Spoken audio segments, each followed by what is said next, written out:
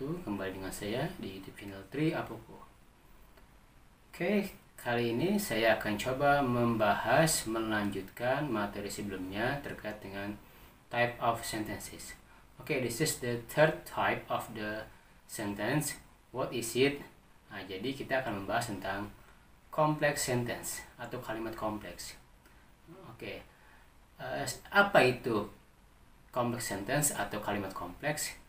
Jadi, complex sentence adalah sebuah kalimat yang mengandung pertama satu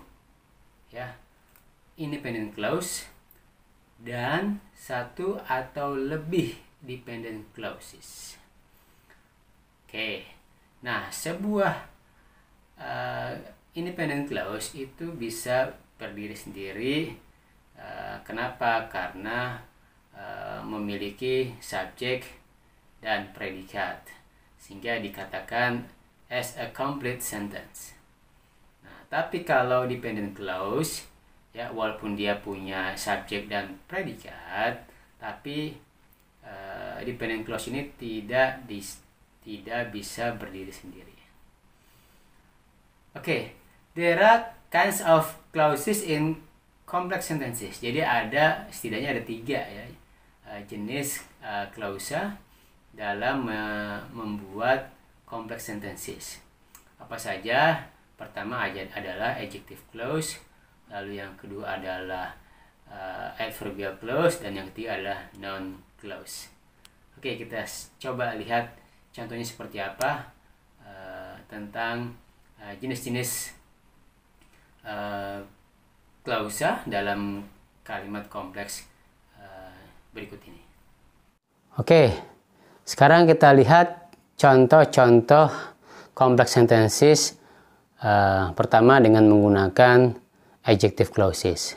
Oke, kita lihat di sini contoh yang pertama. The boy who had stolen the purse was caught. Oke, kita bisa lihat di sini ada kata frasa who had stolen the purse. Nah, jadi kata atau frasa ini menunjukkan adjective clause, who had stolen the purse. Purse. Okay. Another sentence for the complex sentence using adjective clause adalah, kita lihat di sini, the man who arrived in the morning is a painter. Okay, again, who arrived in the morning menunjukkan adjective clause. Kenapa disebut adjective clause?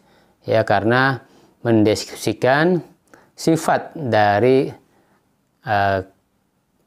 subjek atau kata benda the man, sama seperti the boy who had stolen the purse. Nah, di sini the man dideskripsikan who arrived in the morning. Jadi laki-laki yang mana? Nah, jadi yang tiba di pagi ini is a painter.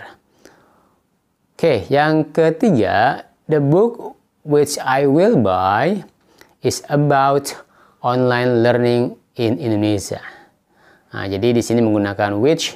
Kenapa which? Karena the book, yaitu kata benda. Nah, tadi kalau the boy dan the man adalah orang, person. But in this case, the book itu a thing atau benda. Jadi menggunakan which, which I will buy menunjukkan adjective clause. Oke, the fourth one for the complex sentences using adjective clause adalah the student whom we have discussed is doing the task seriously.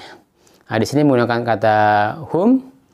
Kenapa? Karena menunjukkan objek. The student whom we have discussed. Jadi whom we have discussed menunjukkan adjective clause. Kenapa pakai whom? Person tentunya, dan berfungsi sebagai objek dari the student. Okay, now next example for complex sentences with adverbial clauses.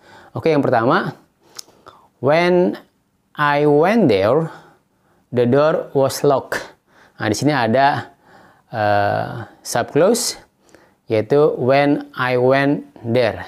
Jadi when I went there ini adalah adverbial clause ya yang berfungsi sebagai time clause ya. Jadi clause yang menunjukkan keterangan waktu when ya, when clause atau time clause. Yang kedua, if it rains, the match will be cancelled. Oke, di sini menggunakan yang mana yang menggunakan adverbial clause yaitu if it rains. Nah, jadi cirinya ya complex sentence itu adalah menggunakan if clause di sini. If clause ya. Jadi if it rains, jika. Jadi menunjukkan if clause. Oke, yang ketiga adalah I cannot continue my study because my parents have a financial problem. Which one is the adverbial clause? Yaitu because my parents have a financial problem. Jadi ini yang menunjukkan adverbial ya, menunjukkan sebuah keadaan ya, keadaan atau situasi ya. That's why it is called as the subclause, subordinate clause, anak kalimat. Oke, berikutnya adalah he always reads the Quran after he does his prayer. Nah, jadi ada kata after he does his prayer adalah subclause ya, as the adverbial clause. Well, the third one is using the noun clause to make the complex sentences. Okay, what is it like? Yeah, for the example. Okay, the first one is what causes so many difficulties in the IELTS test is the writing section. Nah, jadi di sini ada clause what causes so many difficulties in the IELTS test ya, adalah menunjukkan noun clause. Ingat, noun itu adalah kata benda. Jadi clause yang berfungsi sebagai kata benda, karena kata benda ya, the noun could be as the subject or the object. Nah, dalam hal ini maka noun clause-nya sebagai subject ya, what causes bla bla bla. Oke. Nah, lalu kalimat berikutnya atau komplementnya adalah ada verb dan object atau komplement. Is the writing section. Okay, the second example is like this. Yeah, whether I go or not is up to me. Nah, di sini menggunakan kata whether atau if ya, yang maknanya apakah ya, apakah saya pergi atau tidak, is up to me.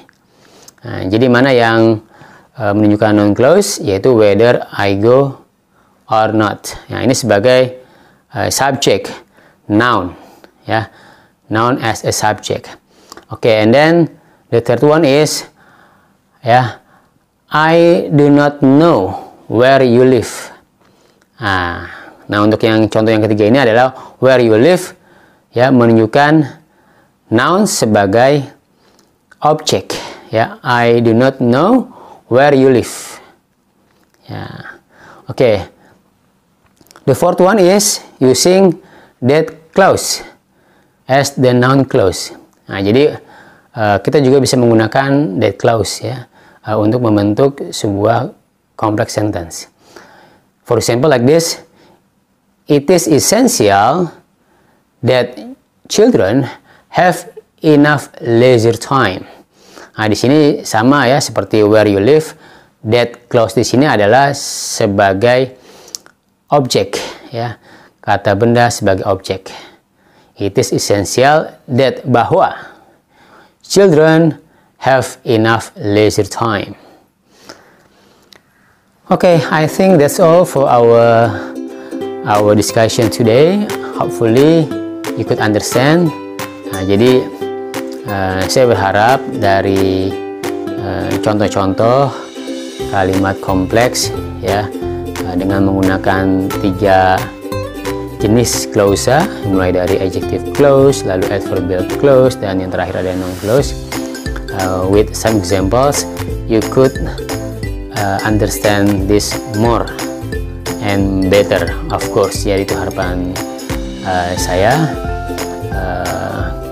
Baik, kita akhiri diskusi kita.